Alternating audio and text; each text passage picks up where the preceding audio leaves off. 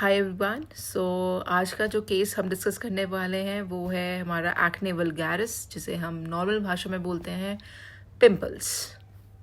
बहुत ही common case है। आप सभी को कभी ना कभी कोई पेशेंट दिखा होगा या खुद को भी कभी पिंपल्स हुआ होगा।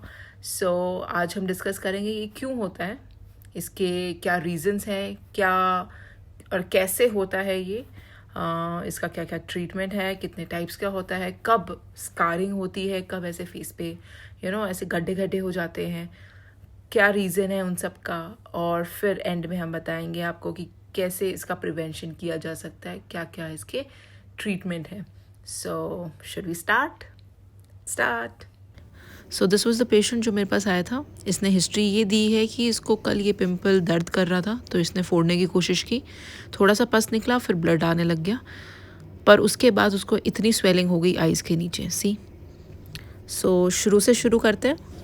ओके, तो पिंपल्स हमारे कहाँ होते हैं? जहाँ पे आपकी हेयर की ग्रोथ है, क्योंकि वहाँ पर क्या होता है, ऑयल प्रोड्यूस होता है, सीबम प्रोड्यूस होता है। जो आपको ये येलो येलो दिख रहा है, यही सीबम है, दिस इज़ ऑयल। बहुत सारे रीजंस की वजह से आपके पोर्स कई बार क्लॉग हो जाते हैं, बंद हो जाते हैं, तो क्या होएगा कि सीबम अंदर ही प्रोड्यूस होता रहेगा और इतना जैसे कि ये ग्रो कर गया है ऐसे ही ग्रो कर जाएगा और आपकी स्किन पर ऐसे बम्प दिखेंगे। यहाँ पे जो आप देख पा रहे हो कि स्किन आपकी ऊपर उठ चुकी है, बिकॉज यहाँ पे जो ऑयल है वो नीचे इकट्ठा होता जा रहा है। And this is the hair follicle. ये आपका हेयर फॉलिकल है और ये ऊपर की तरफ ऐसे हेयर ग्रो करता है और पोर में से बाहर आता है। क्लॉग्ड पोर्स की वजह से क्या होता है कि सीबम नीचे ही इकट्ठा होता जा रहा है एंड धीरे धीरे उसमें बैक्टीरिया ग्रो करने लग जाएंगे और इन्फ्लेमेशन बढ़ने लग जाएगी, आपको पेन स्टार्ट होने लग जाएगा। आप यहाँ देख सकते हैं कि पहले जैसे यहाँ पे हेयर फॉलिकल हेयर बाहर निकला हुआ है, पोर दिखा रहा है आपको, और नीचे जो येलो दिख रहा है वो आपका सीबम ग्लैंड है जहाँ से ऑयल प्रोड्यूस होता है। सेकंड पिक्चर में आप देख पा रहे हैं कि ऊपर क्लॉग हो गया है, डेड सेल्स और सीबम की वजह से पोर क्लॉग हो गया है, जिसकी वजह से अब नीचे थर्ड पिक्चर में आप देख सकते हैं कि सीबम बढ़ता ही जा रहा है और वो बाहर नहीं निकल पा रहा है। बिकॉज ऑफ दिस रीज़न यहाँ पे बैक्टीरिया ग्रो करने लग जाएगा, आपको पेन स्टार्ट होने लग जाएगा, बाहर से रेडनेस, इन्फ्लेमेशन सब दिखेगा। लास्ट में क्या होगा कि फॉलिकल फट जाएगा, सीबम बाहर आ जाएगा और इन्फ्लेमेशन और बढ़ने लग जाएगी। ये स्टेप वाइज ग्रोथ है पिंपल की। सबसे पहले हेल्दी हेयर फॉलिकल दिख रहा है आपको, फिर उसके बाद क्या हो गया, ऊपर का पोर क्लॉग हो गया तो अंदर सीबम प्रोड्यूस होने लग गया, अंदर ही इकट्ठा होने लग गया, इसे हम कहते हैं वाइट हेड।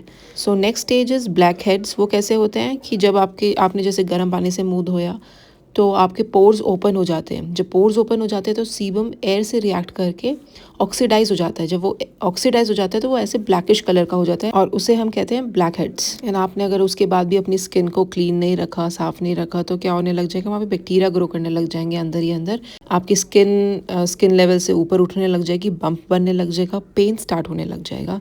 एंड लास्ट में आ जाता है उसके अंदर पस। पहले वो रेडिश दिखेगा, फिर आपको वो पस पॉइंट दिखेगा। एक्ने वल्गैरिस, जिसे हम पिंपल्स बोलते हैं, ये पॉलीमॉर्फिक कंडीशन है जिसमें आपको हर टाइप का पिंपल दिख सकता है फेस पे एक इंडिविजुअल के। जैसे कि आपको इसमें दिख पा रहा है कि बहुत सारे इनको पिंपल्स हो रखे हैं, बहुत सारे डिफरेंट टाइप के हैं।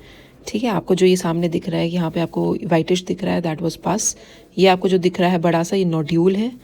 एंड उसके बाद आपको यहाँ पे ये ब्लैक हेड्स दिख रहे हैं एंड फोरहेड पे ये आपको पैप्यूल दिख रहा है। अभी तक सिर्फ रेडनेस है, पस नहीं था, अब इसमें पस आ गया तो दिस इज पस्च्यूल। ठीक है, पस बन गया। क्लोज्ड पोर्स की वजह से क्या होता है, वाइट हेड्स बनते हैं जिसे हम क्लोज्ड कॉमेडॉन बोलते हैं। ये देखिए, ऊपर से देखिए बंद है, स्किन वाइटिश दिख रही है, इसलिए वाइट हेड बोलते हैं। ऊपर से बंद है, आपको ऊपर से नहीं दिखेगा कुछ भी, अंदर सीबम प्रोड्यूस होता जा रहा है, इसीलिए वो बम्प आता है वाइट हेड्स में।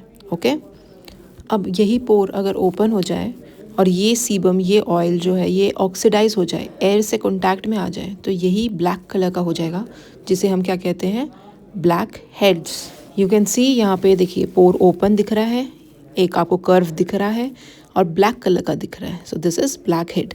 अगर आपको इसको टर्न करके देखेंगे तो आपको दिखेगा कि जो सीबम पहले जो येलोइश कलर का था वो ब्लैक कलर में कन्वर्ट हो गया है। क्यों? क्योंकि वो एयर से कॉन्टैक्ट में आके ऑक्सीडाइज हो गया।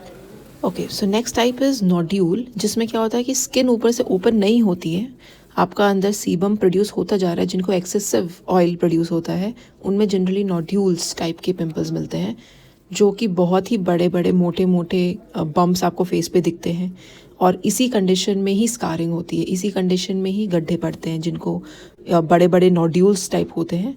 दे have higher chance of scarring as well as depression over the face. Okay, so आपको अभी समझ में आ गया कि ये हमारी स्किन है. यहाँ पर ऐसे हेयर फॉलिकल होता है, उसके साइड में ऐसे सिबेशियस जो ऑयल प्रोड्यूस करता है वो ग्लैंड होता है, जो यहाँ से अपना ऑयल प्रोड्यूस करता है और हेयर के साथ बाहर निकल के स्किन को ऑयली बनाता है. So this is the sebaceous gland and hair follicle. Now comes कि ये क्यों होता है हमें जनरली, मतलब what is the reason behind acne. सबको क्यों नहीं होता है, किसी किसी को ही क्यों होता है. तो रीज़न इज़ स्ट्रेस. जो लोग ज़्यादा स्ट्रेस लेते हैं और उनमें अगर जेनेटिक प्रीडिस्पोजिशन है, जिनको मतलब जिनकी फैमिलीज़ में चलता आ रहा है, जिनके पेरेंट्स को भी पिंपल्स रहा है, तो उनमें होने के चांसेस ज़्यादा होते हैं. जिनमें एंड्रोजन प्रोडक्शन ज़्यादा है उनमें भी ऑयल प्रोड्यूस ज़्यादा होता है, और जिसकी वजह से एक्ने फॉर्मेशन होता है. अब बात आती है जो कि खाना ख़राब खाते हैं, जिनका ग्लाइसेमिक इंडेक्स बहुत ज़्यादा है, जो बहुत ज़्यादा फैटी मील्स खाते हैं, चिप्स कुरकुरे खाते हैं, जो लाइक चॉकलेट ज़्यादा खाते हैं, ऑयली फ्राइड चीज़ें ज़्यादा खाते हैं, उनमें अगेन चांसेस हैं कि उनको एक्ने ज़्यादा होंगे. जो डेली मेकअप करते हैं उनमें क्या होता है कि पोर्स, जो हमारे ये पोर था, ये क्लॉग होने के चांसेस बहुत ज़्यादा होते हैं, ये बंद होने के चांसेस बहुत ज़्यादा होते हैं. इसीलिए जो मेकअप यूज़ करते हैं उनमें पिंपल्स के चांसेस बहुत ज़्यादा हो जाते हैं. Next come premenstrual flare. Menses से पहले हार्मोनल सर्ज होता है, जिसकी वजह से अगेन पिंपल होने के चांसेस बढ़ जाते हैं. अब जो ड्रग्स, जो हम मेडिसिन खाते हैं, कई बार मेडिसिन की वजह से भी पिंपल्स हो जाते हैं, जिसे हम जनरली ऐसे कहते हैं कि गर्मी बढ़ गई होगी दवाइयाँ खाने से, इसलिए पिंपल हो रहे हैं. So this is the reason. जो OCPs खाते हैं, माला एंड माला डी, जो बच्चा रोकने के लिए लोग खाते हैं, उससे भी पिंपल फेस पर होते हैं. जो स्टेरॉइड्स लेते हैं उनको भी बहुत ज़्यादा चांसेस होते हैं. बैक पर जो कमर में पिंपल्स होते हैं उसकी वजह से. जो फेनेटॉइन, जो दौरे के लिए लोग दवाइयाँ लेते हैं, उससे भी बहुत ज़्यादा चांसेस होते हैं पिंपल्स होने के. फिर आ जाते हैं हमारे TB ड्रग्स. सो जो TB की मेडिसिन खाते हैं, स्पेशली आइसोनियाजिड, उससे भी पिंपल्स होने के चांसेस बहुत ज़्यादा होते हैं. एज वेल एज़ अगर आपका पेट साफ़ नहीं होता है मॉर्निंग में, सुबह कॉन्स्टिपेशन रहता है, कब्जी रहती है, तब भी पिंपल्स होने के चांसेस ज़्यादा होते हैं. So next we come to comedones, जो कि मैंने आपको बताया कि इनिशियल स्टेज होती है. अगर आपका स्किन क्लोज्ड है तो उसे हम वाइट हेड्स बोलते हैं. पोर क्लोज्ड है तो उसे वाइट हेड्स बोलते हैं. अगर पोर ओपन हो चुका है, ऑक्सीडाइज हो चुका है, तो उसे हम ब्लैक हेड्स बोलते हैं. फिर आ जाता है हमारा एक्ने वल्गैरिस. एक्चुअल में कहाँ पर ये मोस्टली फेस और ट्रंक पे ही मिलता है. ट्रंक का मतलब है जो बैक है, हमारी कमर में लोगों को बहुत सारे पिंपल्स होते हैं जनरली, तो दैट इज़ एक्ने वल्गैरिस. अब इसके जो टाइप्स होते हैं, grade 1, grade 2, grade 3 and grade 4. Grade 1 में कॉमेडोन्स होता है. कॉमेडोन्स में वही ब्लैक एंड वाइट हेड्स होते हैं. इसमें हम क्या करते हैं, एक जेल आती है जिसे हम कहते हैं adapalene gel. We use this. इसको कभी भी लगा के धूप में नहीं निकलना है. ओके, नाउ कम्स सेकेंड में क्या होता है कि रेज्ड रेड कलर के आपको ऐसे बम्प्स दिखेंगे आपकी फेस पे. अभी तक इस पे पस नहीं आया है, सिर्फ रेडिश कलर का है, और रेज्ड आपको जैसे पैप्यूल दिखेगा. ठीक है, इसमें हम क्या करते हैं, एडाप्लिन जेल देते हैं, as well as clindamycin. Clindamycin is antibiotic. Antibiotic के साथ हम हमारा विटामिन A का एक एनालॉग देते हैं, जिसे हम एडाप्लिन जेल बोलते हैं, जिसे हम रेटिनॉइड बोलते हैं. ठीक है, तो क्लिंडामाइसिन एंड रेटिनॉइड का मिक्सचर हम सेकेंड ग्रेड में देते हैं. Now comes third grade of acne vulgaris, जिसमें क्या होता है, पस बन जाता है. आपको अब रेड वाले बम्प पर एक पस पॉइंट दिखेगा सबसे ऊपर. तो इसमें हम क्या करते हैं, ओरल एंटीबायोटिक स्टार्ट कर देते हैं. अभी तक हम क्या कर रहे थे, बस सुपरफिशियल टॉपिकल ऑइंटमेंट दे रहे थे सिर्फ पिंपल पे लगाने के लिए. अब क्या कर रहे हैं, हम ओरल एंटीबायोटिक्स भी स्टार्ट कर देते हैं.